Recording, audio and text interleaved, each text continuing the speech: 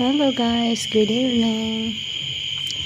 So tonight sa babuyan na naman ako matutulog kasi may bago akong inahin na nanganganak. Thank you so much, Lord. 3 of 9 already. So may 6 pa na inahin na babantayan ko.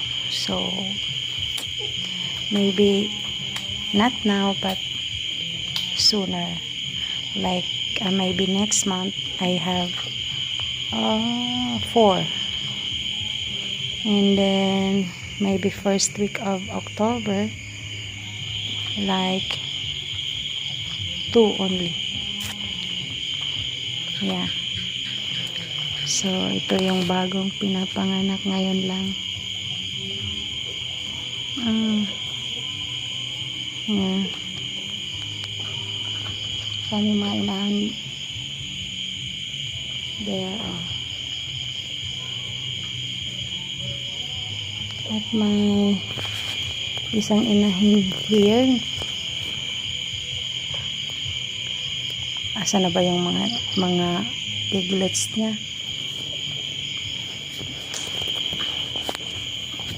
Ay nako, ayan, may isa din na inahin there. Her piglets like 1 week already.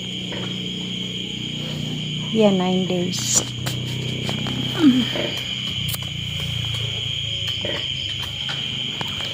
Yan lang po. Thanks for watching.